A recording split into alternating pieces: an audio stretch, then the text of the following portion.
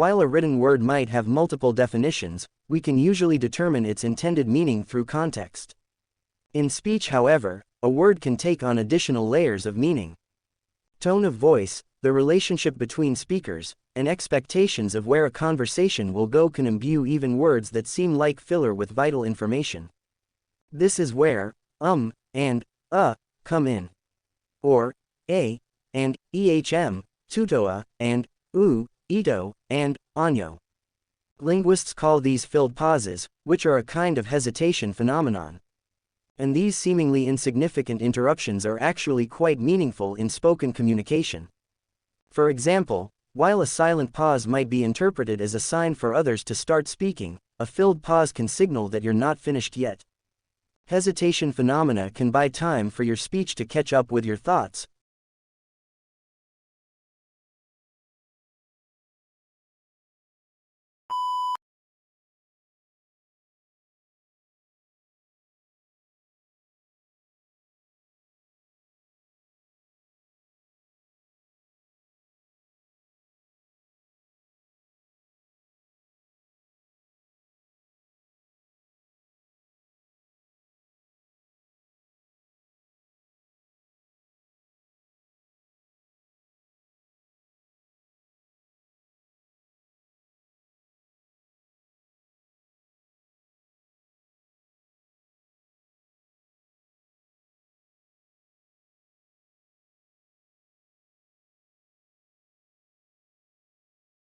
It's rare to find an adult who actively still wonders what their parents think.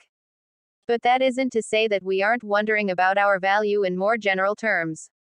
It's just that we may, without noticing, have taken the question somewhere else, and very often, to particularly harsh modern figures of authority, media and social media. To this pitiless arena, the self-doubting person now directs all their fears of unworthiness and panicked desire for reassurance. To a system set up to reward sadism and malice, they constantly raise their phones and implicitly ask, "Do I deserve to exist? Am okay? Am beautiful or respectable enough?" And, because social media is built on the troubles of the individual soul, the verdict is never a reliable yes. One is never done with cycles of fear and reassurance seeking. Every time their spirits sink, which is often, the self-doubting sufferer picks up their phone and begs to know whether they have permission to go on.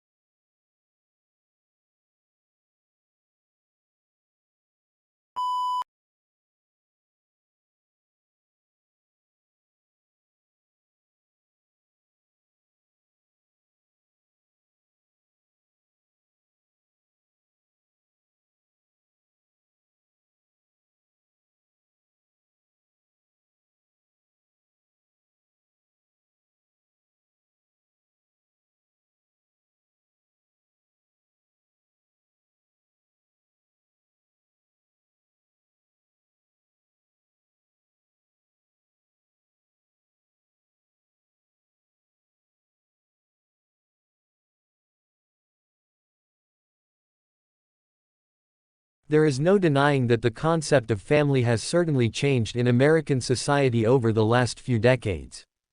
Statistics continue to show that fewer Americans are getting married, and those who do so are having fewer children or none at all. More marriages are ending in divorce. More people are living alone, cohabiting with someone, or marrying more than once in a lifetime and creating stepfamilies. Traditional families once dominated every neighborhood. A traditional family consists of a husband and wife, plus their children, whether biological or adopted. If they have any today, American society displays greater diversity, and many American households can be considered non-traditional under this definition. Family structures that may be considered non-traditional or alternative include single parenthood, cohabitation, same-sex families, and polygamy. Let's take a brief look at each of these.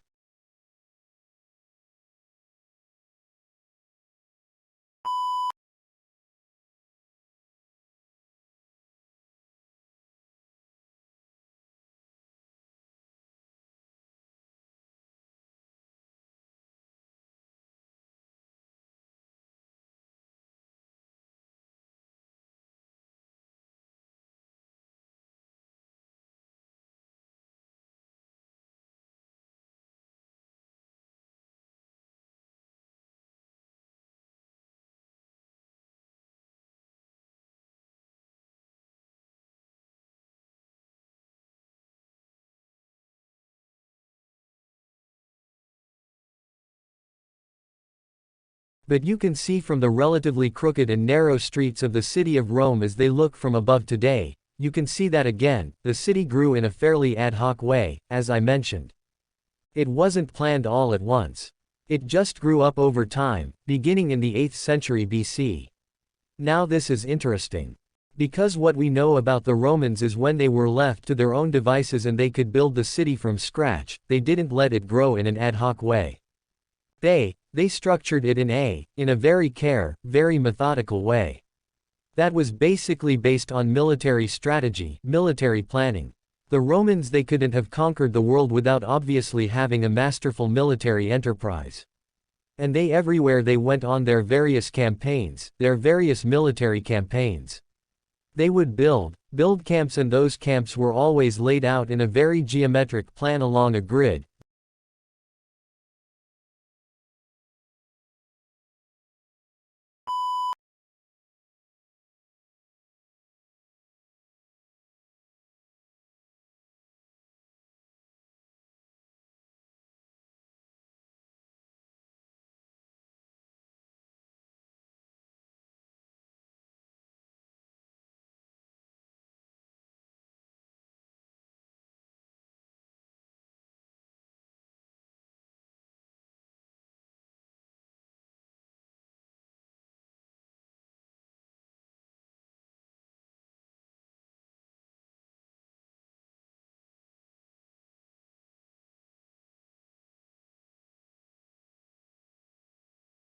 The result of the scientific research shows that all metals respond to the heat. In recent years, people used to think that metal is supposed to blend under the heat, but sometimes it doesn't behave, so because atoms in the metal have random processes. The heat can accelerate the processes but won't change the essence of random, so it could violate what we used to think. Hydration heat characteristics of blended cement containing up to 50% steel slag were studied at 25 degrees C, 45 degrees C and 60 degrees C by isothermal calorimeter. Kinetics equations were used to explore kinetics of blended cement. Kinetics parameters, N, K, and Ea, were calculated and analyzed. Results indicated that the activity of steel slag was very low. Steel slag accelerated the hydration of aluminates but decelerated the hydration of silicates in cement clinker.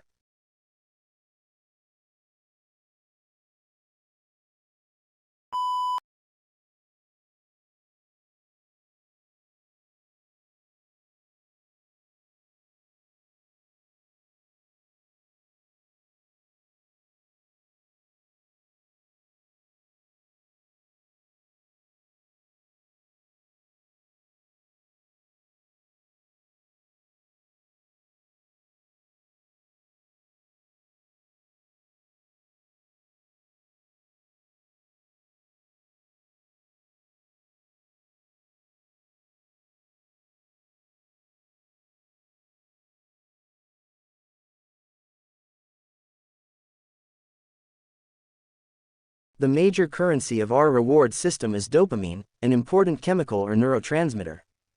There are many dopamine receptors in the forebrain, but they're not evenly distributed. Certain areas contain dense clusters of receptors, and these dopamine hotspots are a part of our reward system.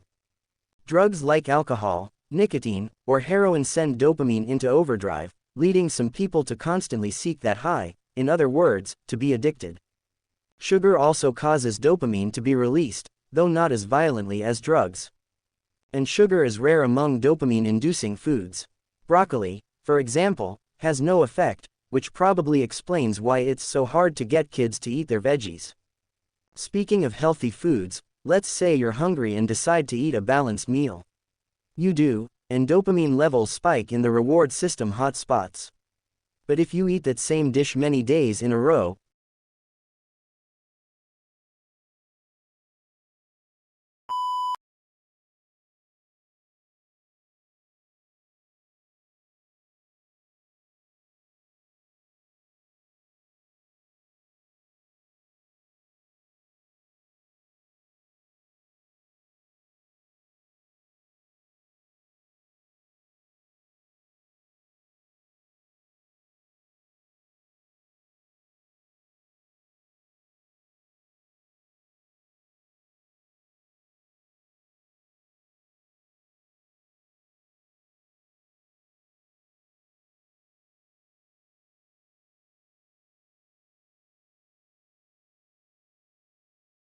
Sometimes ignorance is preferable to the detailed truth. Maybe, we only care about truth insofar as it empowers us. Knowing and thinking about all of the details of every orange tree would just be a psychological burden for the most of us. I'll take illusion over the reality.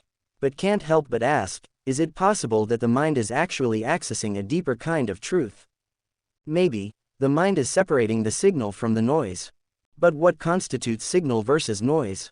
Our values. A farmer that values knowing all the details of an orange tree will view it differently than a regular person. Well, where do our values come from? Here's Nietzsche's view from beyond good and evil. Behind all logic and its seeming sovereignty of movement, their two stand valuations are, more clearly, physiological demands for the preservation of a certain type of life. For Nietzsche, our values come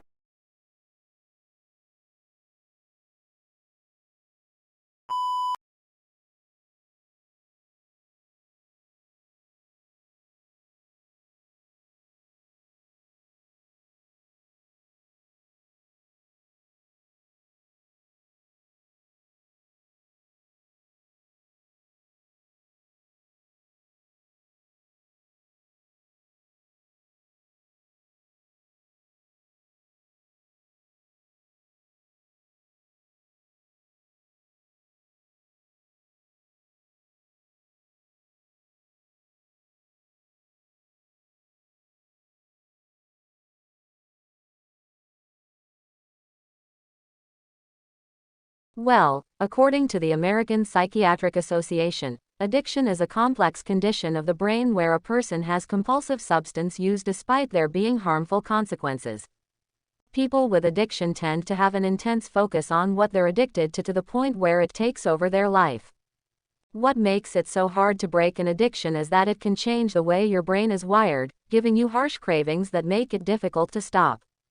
Studies of brain imaging have even shown changes in areas of the brain that relate to judgment, decision-making, learning, memory, and behavior control.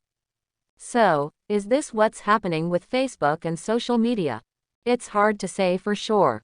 That being said, we are starting to give more credit to an addiction that might be pretty similar: video games. That's because the American Psychiatric Association includes internet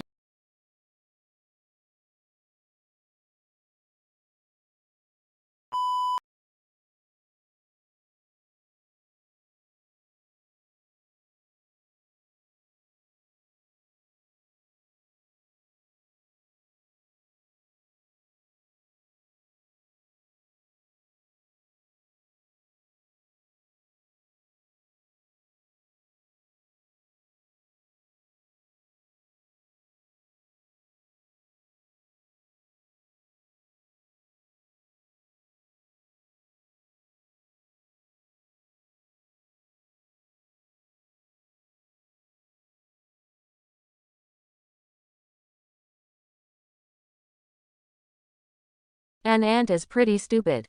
It doesn't have much of a brain, no will, no plan, and yet, many ants together are smart.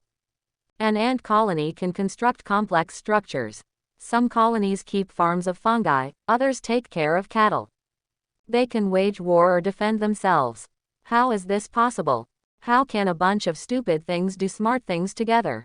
This phenomenon is called emergence, and it's one of the most fascinating and mysterious features of our universe.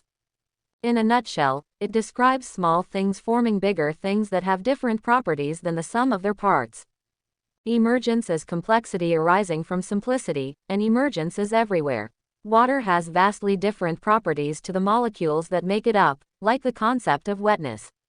Take wet fabric. If you zoom in far enough, there is no wetness.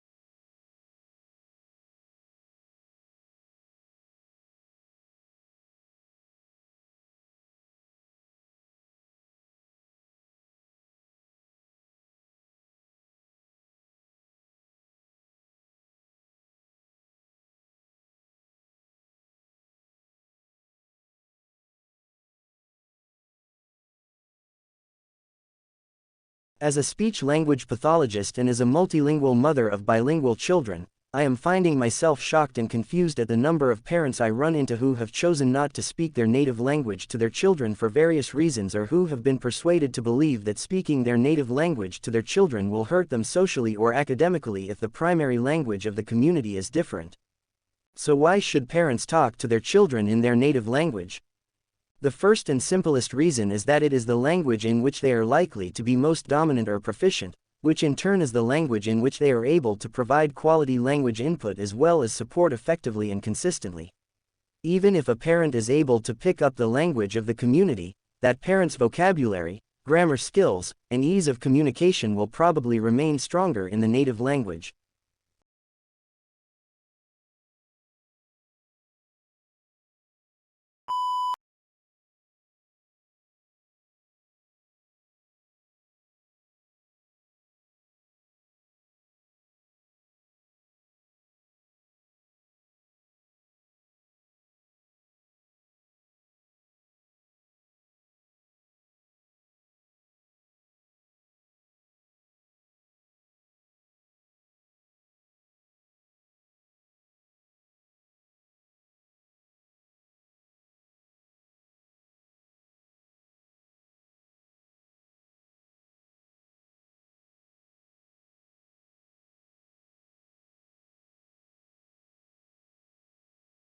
Now, why are companies embracing the re-entry internship? Because the internship allows the employer to base their hiring decision on an actual work sample instead of a series of interviews, and the employer does not have to make that permanent hiring decision until the internship period is over. This testing out period removes the perceived risk that some managers attach to hiring relaunchers, and they are attracting excellent candidates who are turning into great hires. Think about how far we have come. Before this, most employers were not interested in engaging with relaunchers at all. But now, not only are programs being developed specifically with relaunchers in mind, but you can't even apply for these programs unless you have a gap on your resume. This is the mark of real change, of true institutional shift, because if we can solve this problem for relaunchers, we can solve it for other career transitioners too. In fact, an employer just told me that their Veterans Return to Work program is based on their re-entry internship program.